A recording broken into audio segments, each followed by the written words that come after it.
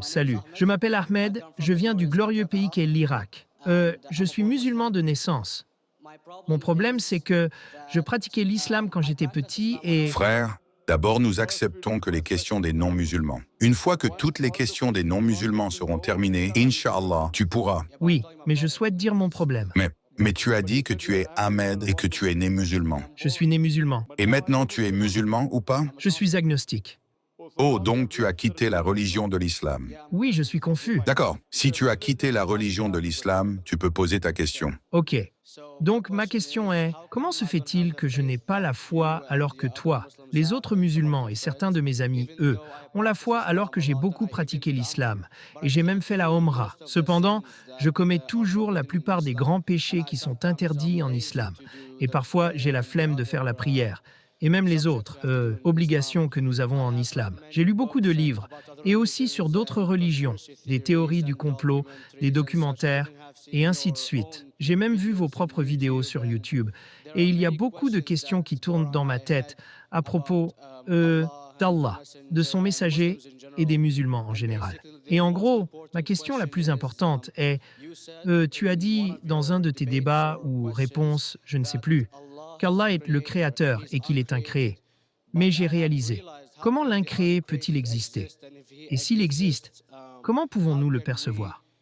Comment pouvons-nous le voir, l'entendre, le ressentir ou savoir qu'il existe? Est-il incréé dans notre propre dimension ou autre? C'est l'une de mes questions. Le frère Ahmed a dit qu'il est né musulman et qu'il vient d'Irak. Il a lu le Coran et aussi d'autres livres religieux, mais pour lui, il commet beaucoup de péchés. Il croit qu'il est agnostique et il est paresseux pour prier.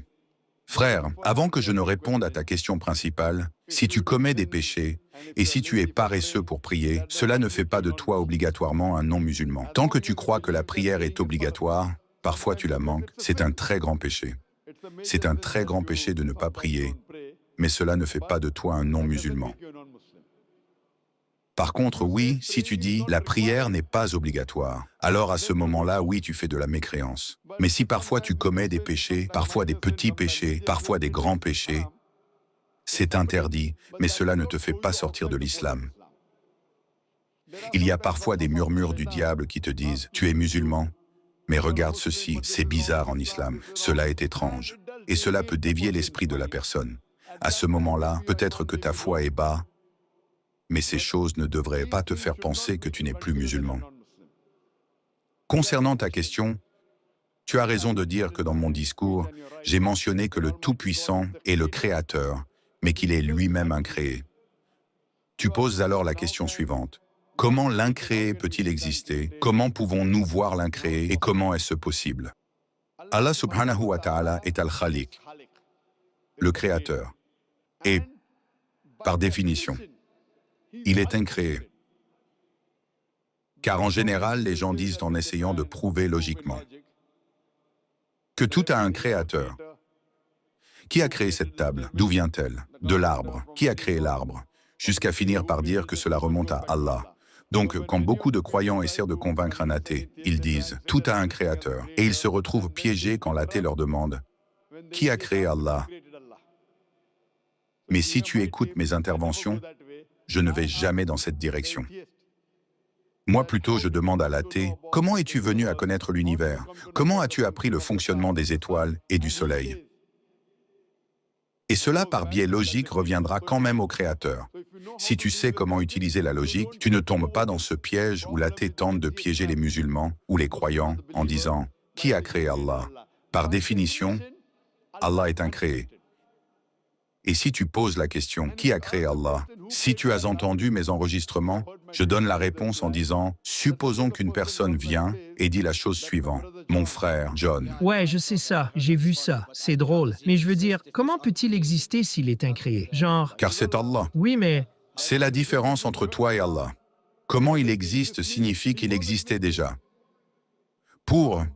Il n'a pas de commencement. Toi et moi avons un commencement. C'est ça les êtres humains. Donc c'est la différence entre nous et Allah. Tu ne peux pas dire qu'Allah est comme nous. Si Allah était comme toi et moi, pourquoi devrions-nous l'adorer?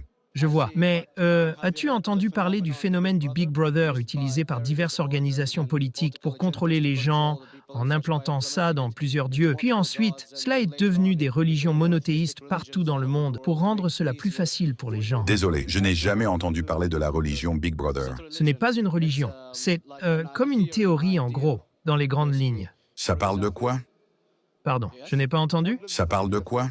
Ce que ça dit, c'est que quand tu as un Big Brother, c'est plus facile de vivre ta vie. Quand tu as quelqu'un qui te surveille tout le temps, qui te comprend tout le temps, qui te protège tout le temps, qui est avec toi tout le temps, à qui tu peux parler, même s'il ne te parle jamais en retour, ou alors peut-être dans tes rêves, en agissant sur ton esprit, c'est plus facile de vivre comme ça. Alors qu'un être humain qui n'a pas de Big Brother et qui n'est pas facilement contrôlé et qui a une liberté totale représente un danger pour les grands pouvoirs dirigeants. Je n'arrive toujours pas à comprendre. Le Big Brother peut être parmi nous, peut-être pas. Alors, qu'est-ce que ça change? Quel rapport cela a-t-il avec l'islam et Dieu? Quel rapport cela a-t-il? Parce que, en gros, Allah te surveille tout le temps. Il sait. Donc tu veux dire qu'Allah est comme un Big Brother? Oui, voilà, car tu l'utilises pour ta protection, donc tu n'as pas peur. Tu vois ce que je veux dire? Tu sais que c'est une hypothèse. Hypothèse. Si tu as entendu comment je convainc. Un athée. Si tu as entendu ma réponse. Car tu dis que tu es agnostique ou athée. Oui. Donc la première chose que je fais avec un athée, c'est que je le félicite. Pardon? Je le félicite. D'accord. As-tu entendu ma réponse sur les athées? Ouais, tu les félicites sur tout ça. Mais je n'ai pas vu ton débat avec l'athée. J'ai juste vu tes réponses à certaines questions. D'accord, donc tu n'as pas vu celui avec l'athée? Non, mais j'ai vu ton débat avec David William Campbell, et c'est vrai. David William Campbell n'est pas athée. Maintenant, quand un athée me dit qu'il ne croit pas en Dieu, comme ta théorie du Big Brother, si tu crois en cette théorie, Oui? après je vais te poser une question. La première chose que je fais avec un athée, c'est que je le félicite. Tu sais pourquoi? Ouais, parce qu'ils réfléchissent et ne suivent pas simplement ce que leurs parents font. Non, non, je le félicite parce qu'il ne suit pas aveuglément. Les autres personnes suivent une croyance aveuglément. Il est chrétien parce que son père est chrétien. Il est hindou parce que son père est hindou. La plupart des musulmans sont musulmans parce que leur père est musulman. Lui, il essaye de réfléchir même s'il a tort, mais il dit « il n'y a aucune divinité ». Il a prononcé la première partie de la shahada islamique. La seule chose qu'il reste à dire et à croire, c'est d'ajouter la suite de la shahada, l'attestation islamique, et l'Allah. Ce que nous allons essayer de te faire comprendre, Inch'Allah. Donc si tu as entendu ma réponse, un athée devient athée parce qu'il pense croire en la science. Il pense croire en la logique. Alors, je lui demande si un équipement est placé devant lui, un équipement que personne au monde n'a jamais vu. Si on lui demande qui sera la première personne capable de te dire le fonctionnement et le mécanisme de ce nouvel équipement, quelle serait sa future réponse?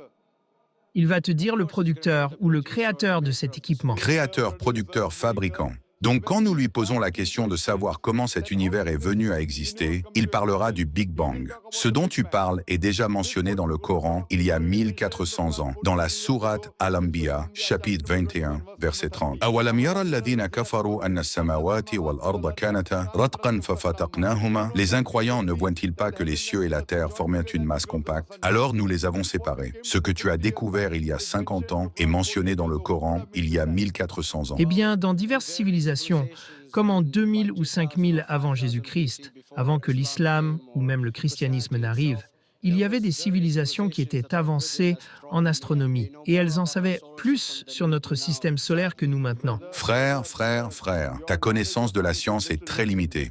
Je suis d'accord. Il y a certaines choses qui étaient connues, mais cela était des hypothèses. Par exemple, nous avons découvert, et cela a été prouvé, que la Terre était sphérique en 1577. Je sais qu'au VIe siècle avant Jésus-Christ, il y avait Pythagore qui croyait que la Terre était sphérique. Mais ce même Pythagore qui croyait que la Terre était sphérique, croyait aussi que la Terre était le centre de l'univers, ce qui est totalement faux. Donc montre-moi une seule civilisation qui croit à 100% ce qui est mentionné dans le Coran. Je te lance un défi. Ce que tu dis ou ce que tu essayes de dire, c'est qu'il y a une personne qui a dit « D'accord, dans cette civilisation, sur 100 choses, ces 2 sont correctes. Sur 100 choses, ces 5 sont correctes. Sur ces 100 choses, je choisis 10. Qui peut faire ça? Personne à part le Créateur. » Même si tu sais qu'il y avait 10 civilisations différentes, des centaines de civilisations. Il n'y a pas une seule civilisation que tu connais dans le passé qui savait 100% de la science que nous connaissons aujourd'hui. Alors, où est ta logique? Où est ta théorie? Je sais que certaines choses étaient des hypothèses qui ont été prouvées plus tard, mais il n'y a pas une seule civilisation qui connaissait tout ce qui est mentionné dans le Coran. Donc la réponse revient à la question d'origine. Qui a pu rassembler tout cela dans le Coran? Quelqu'un, il y a 1400 ans, pouvait-il dire, d'accord, sur ces 100 choses, ces 3 sont correctes. Sur ces 100 choses, ces 2 sont correctes. Mathématiquement et rationnellement, c'est impossible. Eh bien, tu n'as jamais mentionné l'idée des extraterrestres ou quelque chose de ce genre. Frère, je pose une question simple. Nous ne sommes pas venus ici pour débattre. Oui?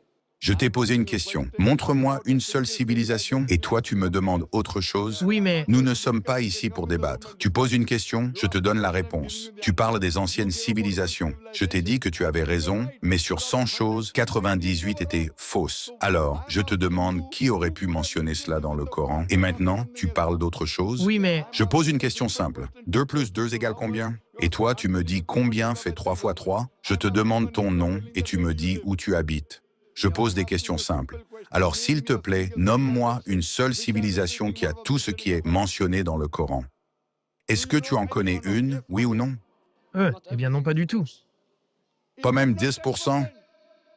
Pourquoi? Babylone connaissait la plupart des planètes et ce genre de choses. Les planètes ne sont pas la seule chose mentionnée dans le Coran. Il y a 1000 choses mentionnées dans le Coran. Dire que 1000 choses sont mentionnées dans le Coran, 10% équivaudrait à 100 choses. La civilisation babylonienne connaissait-elle 100 choses mentionnées dans le Coran? Non, parce tu ne peux pas... Ils connaissaient 5 ou 6 choses. En pourcentage, c'est très petit. Bien sûr. Qui peut être l'auteur du Coran, à part le Créateur, pour savoir ce qui est juste et ce qui est faux?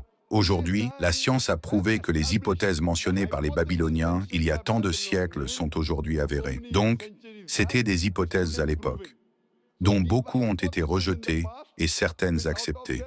Pour rassembler tout ce qui est à 100% correct, cela doit venir du Créateur et de personne d'autre. J'espère que cela répond à la question. N'hésitez pas à prendre l'abonnement pour soutenir la chaîne YouTube. Cela vous permettra d'avoir une traduction gratuite d'une vidéo de Zakir Naik de votre choix, ainsi que des vidéos traduites réservées uniquement aux membres, comme celle expliquant pourquoi les pays musulmans sont en retard comparés aux pays occidentaux, vidéos très intéressantes, et les vidéos publiques en avance. Merci pour votre soutien.